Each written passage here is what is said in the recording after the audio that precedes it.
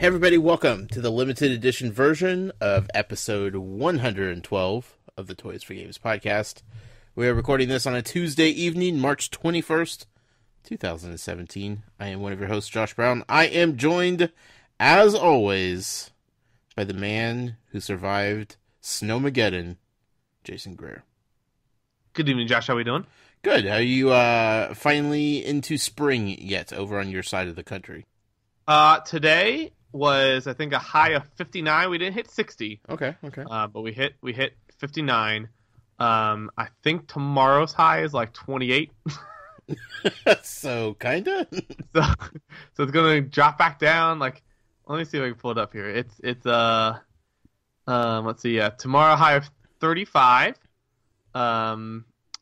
Then high of 44, then a high of 49, and a high of 71 on Saturday. Woo! Look at that. Summer is here. Sunday's a high of 50. Okay, all right. So we're in this weird transition period. Sure. It is fun right now driving through town because of where the sun angle is right now. Yeah. That half the street, like on some roads, all the snow is gone. Sure. And then you go on the other side because all the buildings are blocking the snow and there's still like 8 inches of snow on that side of the street. It's fantastic. Is this pretty typical weather for you guys this time of year? Yeah, March can be a little bit chaotic. It is funny because January was like one of the warmest months we had. Like, I think it's the warmest January we've had. February there was a tornado. There's been one tornado in the last like 40 years in February in like our area, and that was last year. So we've had 2 tornadoes in February back to back. And then in March we had the biggest snowstorm, so seasons are all kind of out of whack over here. Right. I was thinking about this the other night, and I don't really know how I got into this train of thought, but bear with me here for a second. Sure. I was trying to narrow down where the safest place to live, state-wise, I guess, or I mean, if you want to narrow it down to cities, I mean, that might be a little bit more difficult, but safest place to live in the United States as far as natural disasters is concerned. You know, factoring in earthquakes, tornadoes, hurricanes, you know, like all of like the very extreme forms of weather and how that safe, you know, how safe it is for you and your house. I can't really narrow it down as to where would be, like, if there's, like, the heart of the country where you're just like, this is my safety bubble, and I am good here, you know? That's a good question. Yeah.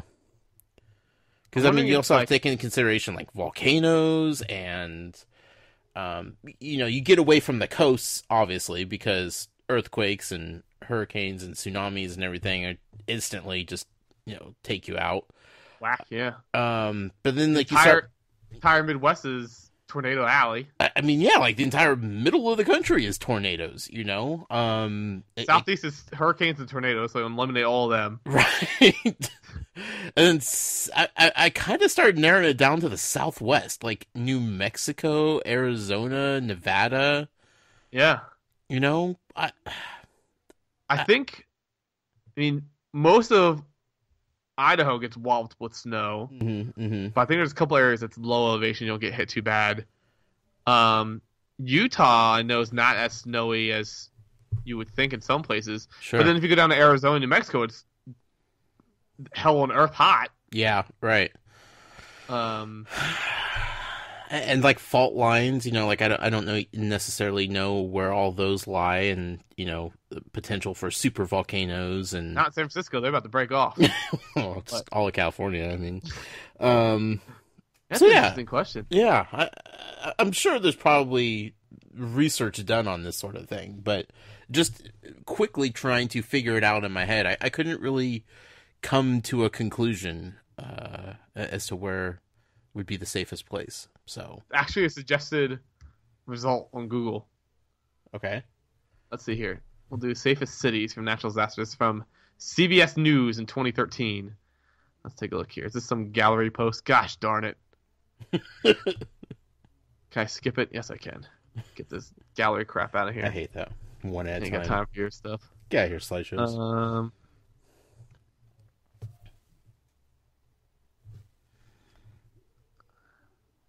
the weather report on Toys for Games Cast. That's right. Okay, top 3. Okay. Now, is this Akron, city or Ohio. state? The cities. Okay. Akron, Ohio. Akron's biggest disaster was a tornado in 1943, although details and storms are scarce. Yeah, but still get hit with snow, I would think. Yeah. I've seen Ohio winters. Number 2, Cleveland, hard pass.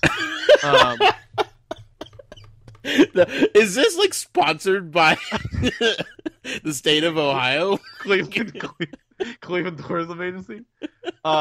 Number 1 is Syracuse, New York, is what it's saying. I don't trust that at all. I don't trust that at all either. So Syracuse is looking at a pocket of upstate New York that just doesn't see much in the way of natural disasters. Little flooding, no wildfires, no hurricanes, no earthquakes, and no tornadoes. The area was recently hit with heavy storms that caused some damage, but even the National Weather Service debunked the idea of a tornado touching down. They're not factoring snow. No, or hurricanes, clearly. Well, Syracuse and New York want to get really hurricanes. Well, I mean, on the East Coast, you guys get hit. I mean, it's like a thunderstorm, though. Okay. Like if it hits up that high. Sure. But again, I mean, that's narrowing it down to cities, Right. and that's impossible. Most dangerous place to live in the United States. Now we're talking. Tulsa, Oklahoma.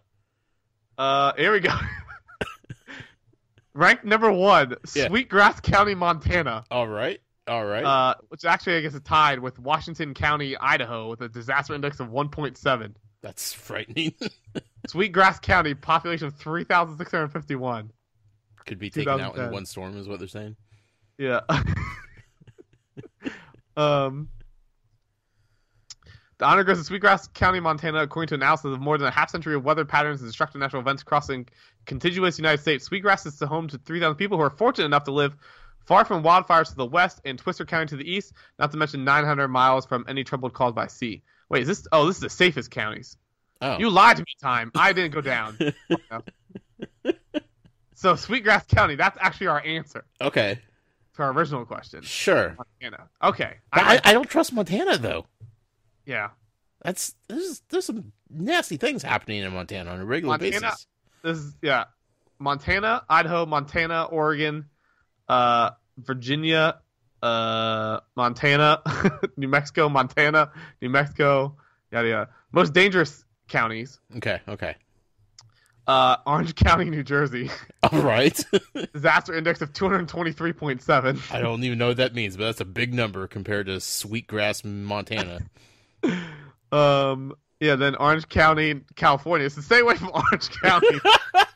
The OCs are dangerous. Ocean County, New Jersey. Orange County, California. Sure. Okay. Either way, it's Let's go 223 down to 180.8. Mm-hmm. So, reality shows happen in the OCs, from what I understand. So, yeah. Huh. Interesting. Well, I'm sticking with New Mexico. That's my answer.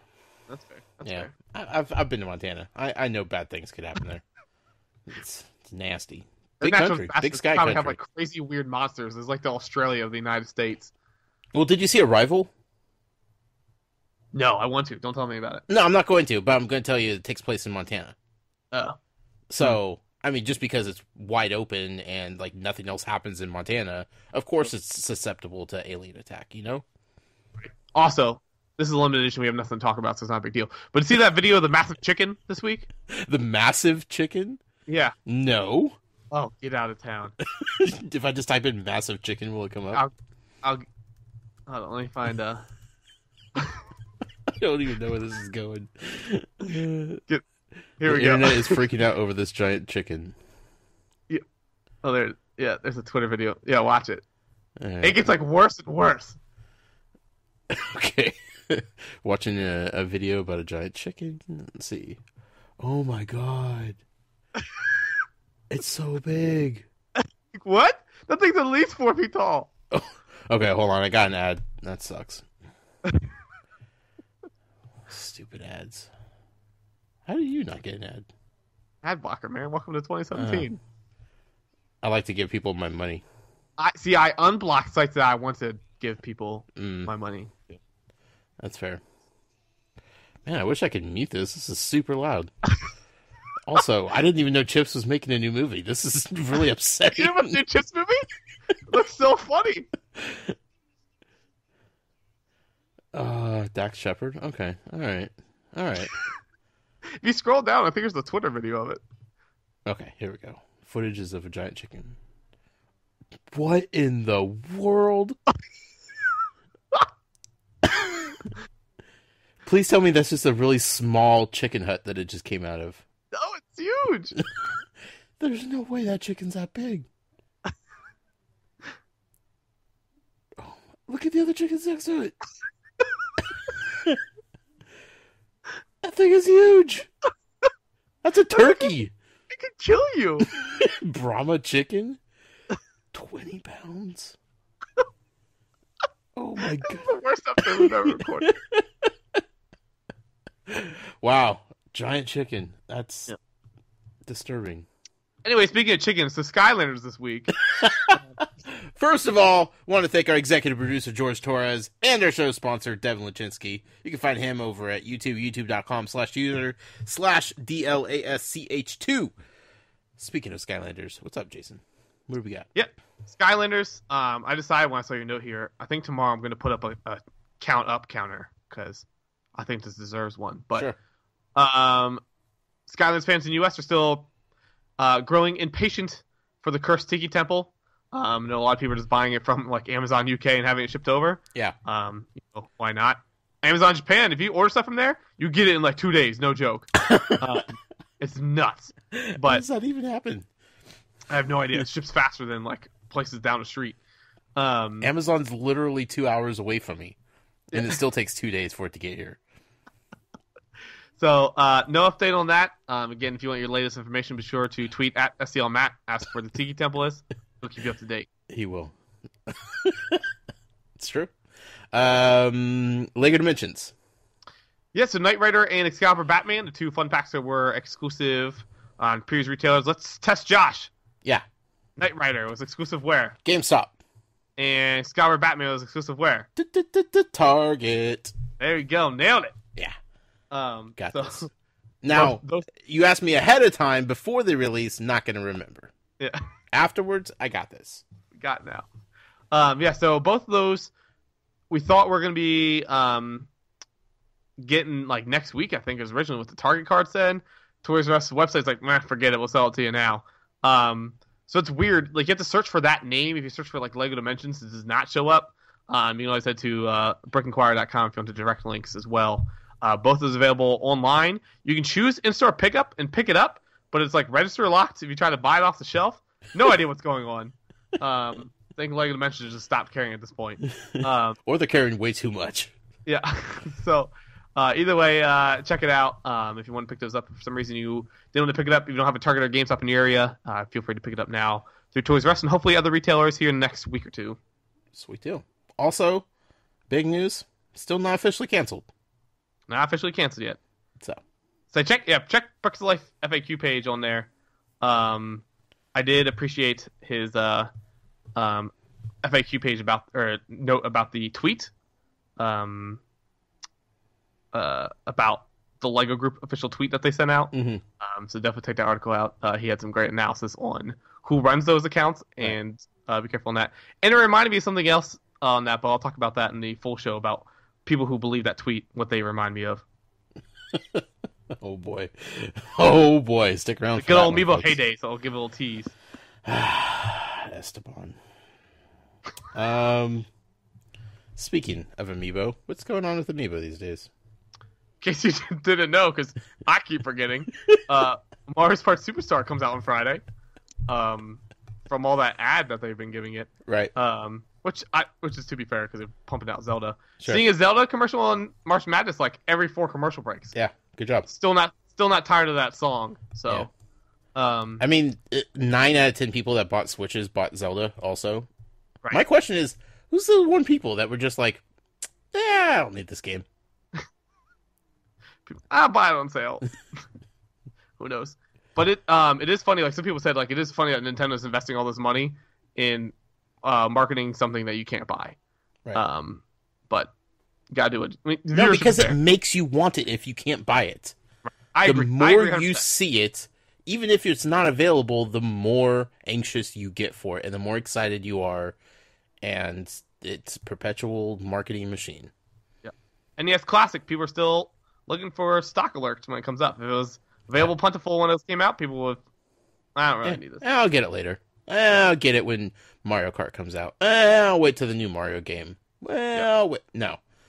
If you know you can't get it, you're going to want it more. Yeah. So, Superstars game comes out in PAX on Friday. You buying the game? The game? No. Yeah. I don't even know what my 3DS is. You buying the card? Oh, absolutely. Yep. Yeah, 100%. One, I'm hoping that they work in Zelda as food. Because they're technically amiibo, right? So in theory, they should scan in and drop food on you. You have a whole deck of cards just sitting there, man. You know how easy that would be to just scan them in at once? Give me some grub. So, yeah, no. Buying the game, no. Not a chance. The cards, you know it. Agreed. Yeah. I mean, they're really nice-looking cards. Sweet. Yeah. So, Friday, they come out. Will anyone remember? Will retailers put them out? Probably not. Probably not. Let's be real here. We'll see. Here's the thing. If you go into a store on Friday, Yeah. excluding Toys R Us, I'll give Toys R Us a pass. It's pretty good. If you go to Walmart, Target, or GameStop, I'll include GameStop. Best Buy. And Best Buy. And if you see them on launch day, without them asking them, two things. One, you have to tweet us a picture at Toys for Games or at Jason Inquires. Two, you're required to buy one pack. That's the deal. That's the deal. So if you're out there and you go in on Friday and a store has it, you need to buy it to support them for putting stuff out in time for stuff that nobody knows is coming on Friday. Right. And it just act like so casually, like it's just another purchase. Like just whatever. I'm here to buy some toilet paper and some gummy bears and a pack of these amiibo cards here. Don't even make it a big deal. Definitely tweet pictures at us, though, because I want to see if these things are actually real in the wild. 100%. I'm questionable whether Amazon is actually going to ship them out. So, we'll see. Their track record recently. Yeah, we'll see. A couple things we'll break down a little bit further in the main show. But first of all, SwapBots, the Kickstarter, they are already 92% funded. So they are on track to get fully funded here really quickly, and that's very exciting for them. And then a new evolution of the Toys to Life genre, Oniri Islands, which I have received prototypes and beta access for. Their Kickstarter just launched just a couple days ago, and they are already 53% funded. So good signs for both of those up-and-comers in this genre. Like I said, the full episode, we'll break it down a little bit further, kind of talk about what it might mean for future things. But yeah, it's good. It's always good to see people find success on Kickstarter. Indeed.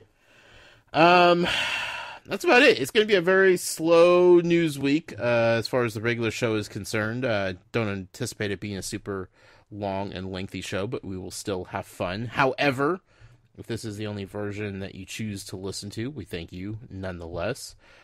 Jason, where can people find you at? You can always follow me personally on Twitter, twitter.com/JasonInquires.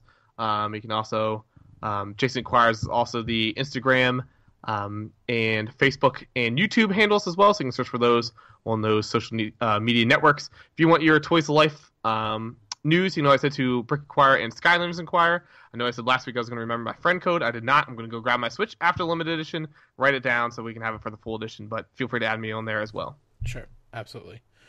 You can find me personally on Twitter at The Noise with the Y. Be sure to follow the show on Twitter at Toys for Games.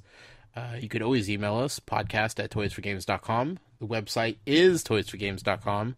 The Facebook group, where our buddy Ken is rocking it hard, is facebook.com/groups/toysforgames. And if you'd like to support us in what we're doing here for you guys, the best community ever, you could do so over at Patreon, patreon.com/toysforgames. That being said, we're going to sign off here. We're going to flip it around. We're going to do the main show. We're going to have a lot of fun, as always. Promise we won't be talking about the weather over there. Until next time, happy hunting, collectors.